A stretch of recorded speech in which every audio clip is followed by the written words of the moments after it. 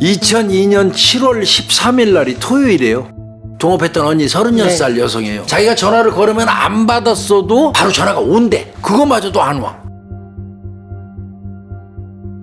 안 되겠다 싶어갖고 언니 주점으로 가요. 근데 출입문은 잠겨있는데 간판에 불은 켜져 있어.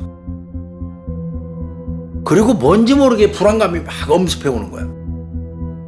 방문을 딱 열려는 순간 문틈 사이를 이렇게 봤더니 하얗게 뻗어있는 두 다리가 보여. 얼굴 쪽은 베개를 올려놓고 그 위에다 큰 테레비를 짓눌러 놨어요. 그 상태에서 사망한 채로 발견이 된 겁니다. 굉장히 독특해요, 교수님. 경찰에서는 이건 누가 봐도 살인사건이잖아요.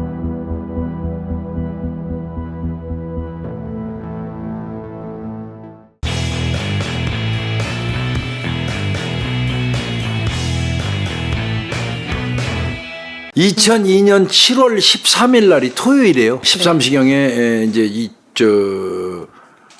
주점 이 동업을 했던 여성하고 네.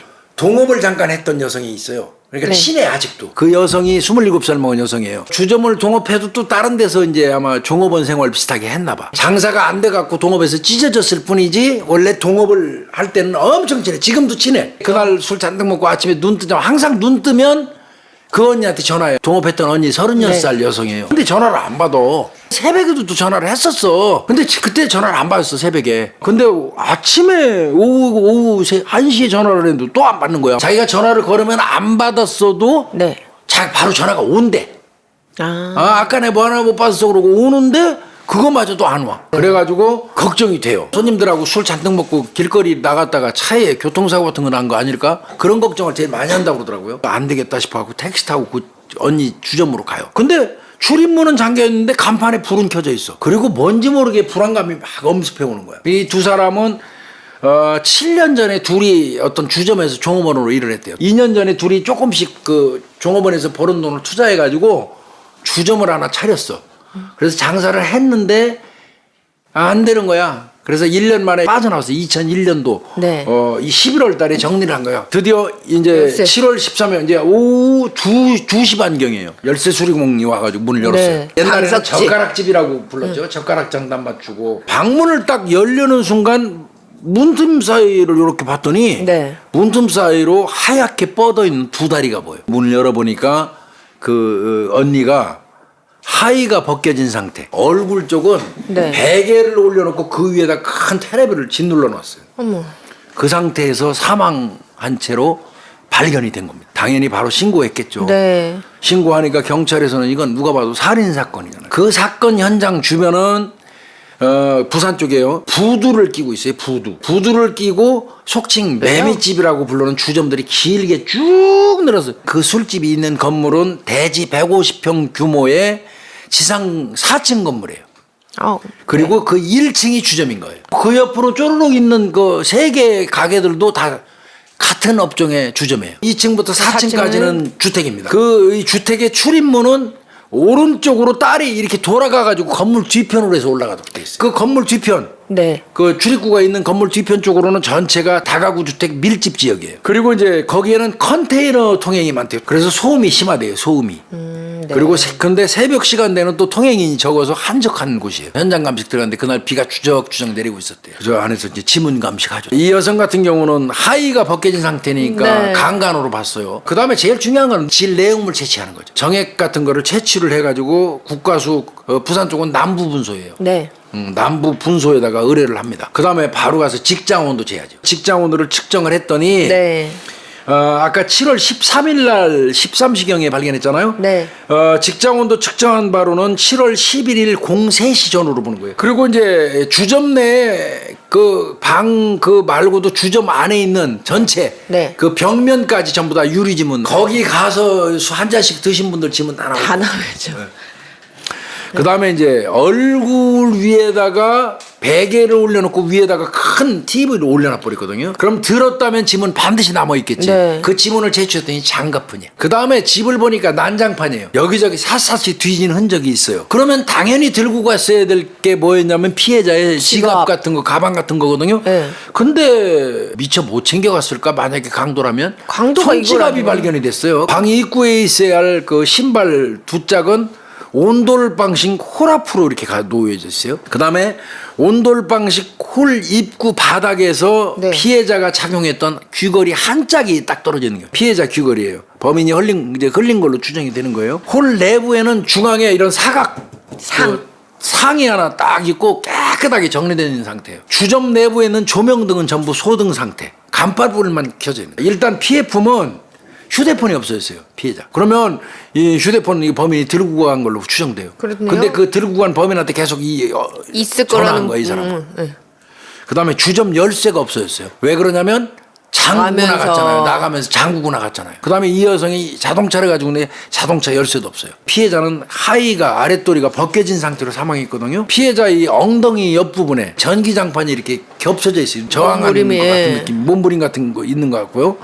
그 밑에 이제 손가방이 반쯤 들어가 있었던 거예요. 그 다음에 이제 서랍장에 있었던 걸로 추정되는 이 종이 종류 여러 장 이렇게 막 뿌려져 있어요. 그러면 그 종이에서 지문 나올 수도 있어서 해봤더니 역시 텔레비에서 나온 것처럼 장가뿐이야. 그 다음에 휴대폰 전원 코드 있죠? 네. 그거는 그대로 꽂혀져 있어요. 그 다음에 이제 분명한 건 아까 물세컨이 있었다고 그랬잖아요. 서랍장하고 가재도구 다 뒤졌고요. 그 손지갑 경찰이 발견했잖아요. 네. 거기서 보니까 현금 33,000원. 지갑 속에 네. 신용카드 3개, 운전면허증이 있어요. 만약에 강도 목적이나 절도 목적으로 들어와서 살인했다면 이거 가져갔어야 가져가죠. 그리고 중요한 거는 재떨이에 담배꽁초가 2점이 나온 거예요. 채취해가지고 가지고 가서 감정했어요. 네. 피해자가 피운 겁니다. 그리고 이제 피해자 같은 경우는 사건 당일날 그 피해 주점에 올 때 입었던 옷이 딱 걸려 있어요. 아래 위로 상하이가. 출입문은 안쪽에서 열쇠 없이 이렇게 따닥따닥 잠글 수 있어요. 평소에는 발을 내리고 있고 이렇게 네. 내다봤다가 손님 받으면 안으로 들어오면 이거 내리고. 문창 그게 내려져 있어요. 발이. 네네. 그 얘기는 바꿔서 얘기하면 뭐예요? 손님 들어온 다음에 발 내린 내렸다는 거예요. 그래서 이거는 손님이 이렇게 해석이 왔다가, 높아 보이는 거예요. 네. 문창에 발이 내려져 내려진 있어요. 걸로 봐서는 다 수사 들어갔어요. 일단은 피해자 휴대폰 통화 내역 당연히 봐야죠. 의뢰해놓고 그 다음에 이제 이 피해자 동선을 좀 파악을 해봤더니 피해자가 사건 전날 네. 은행 갔던 사실이 있어요. 은행 매출 매상을 입금하거나 아니면 돈을 쓰려고 찾았거나 그랬다면 ATM기 앞에 가면 이 사람 나오겠다. 돈도 얼마 찾은 뭐. 건지 누구한테 송금했는지 그것도 따질 겸 네. 그 은행에 가서 확인을 했어요. 봤더니 네. 네. 현금 인출기 앞에 있는 CCTV에 피해자가 딱 찍혔어요. 뱀줄 목걸이 그다음에 반지 차고 있는 것도 나오고 네. 시계도 나왔어요. 그리고 탐문에 들어갔어요. 7월 12일 00시경에 네.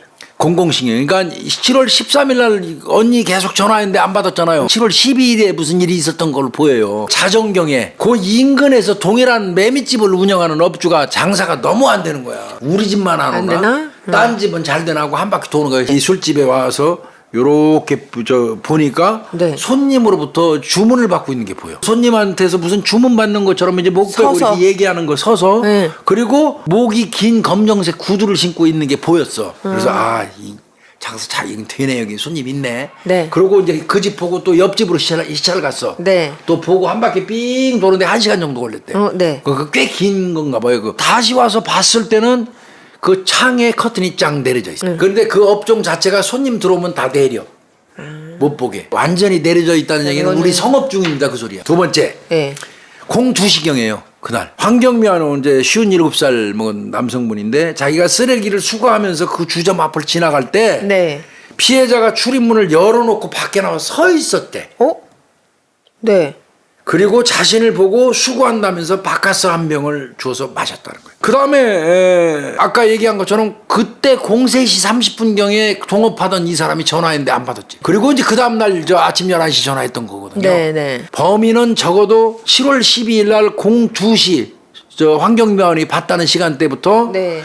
이 사람이 전화했을 때 전화 안 받은 시간 03시 30분경에 주점에 있었고 조명등을 안에 있는 거 다 끄고 열쇠로 출입문까지 잠그고 나간 걸로 주장하는 거예요. 그 다음에 이제 그 피해자 휴대폰 통화 내역을 이제 확보를 했어요. 국과수에서 이제 그 피해자 옷 흰색 상의에서 옷은 통째로 그 옷 해가지고 국과수 저 감식을 했거든요. 그랬더니 국과수에서 감식 결과가 나왔는데 섞여 있는 혼합된 그 남성 DNA 정액이 나온 거예요. DNA 나왔으면 DNA 부합하는 사람 찾으면 되잖아. 통화 내역, 역발신 내역까지 다 추적해갖고 연관된 남성들, 관계된 사람들 다 뽑아. 그래서 312명이 2090회 통화한 게 나왔는데 3번 이상 통화한 사람을 먼저 뽑아요. 그랬더니 102명이 나와. 102명. 102명 행적수사하는 거야. 알리바이. 그 이외에도 친구, 그렇죠. 이 여성의 가족, 또 동업자, 가게에 왔던 손님들. 단골 손님은 뭐 당연히 수사 대상이에요.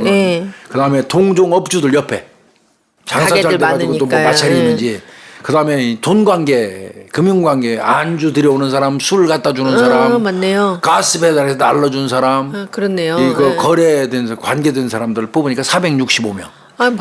이 사람들 DNA 다 뽑아야겠죠. 그 다음에 이제 없어진 게 금부치가 나왔잖아. 금은방에 안 팔면 전당포 갖다 맡길 거 아니야. 그래서 236개의 작물 수사를 해요. 전단지도 이제 106개소에다가 그러니까 할 수 있는 건 다 한 겁니다. 첫 번째, 범인은 이 가게에 와서 술을 마신 적이 있다. 신고한 동업자의 진술에 착안을 한 건데 현장에서 테이블과 그 주변에 있는 맥주병의 숫자가 17개였어요. 그런데 그러면 한 박스에서 3개가 모자라요. 한 박스가 20병이 거기 다 빈 병을 찾았을 때 있어야 되는데 3병이 모자랐다는 얘기는 손님이 들어온 건 명확하고 그 얘기는 손님한테 3개 정도는 양해를 구해도 될 정도의 사람이었다는 거죠. 이거는 따라서 아는 사이일 가능성이 높다 하는 거를 신고했던 동종 업종 여성이 진술을 해준 거예요. 그래서 범인은 이 가게에 와서 적어도 술을 마신 적이 있고 이 업주 피해자하고 안면이 있는 사람일 것이다 하는 추정을 해줬어요. 하체에 상처가 아까 얘기한 것처럼 열창이 없다.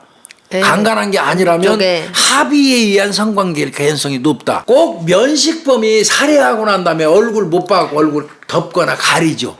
이 경우도 베개로 가리고 또 테레비로 눌러놨죠. 그 다음에 주점 내에 있는 모든 조명 등을 싹 꺼버리고 주점 출입문을 잠그고 도주했다?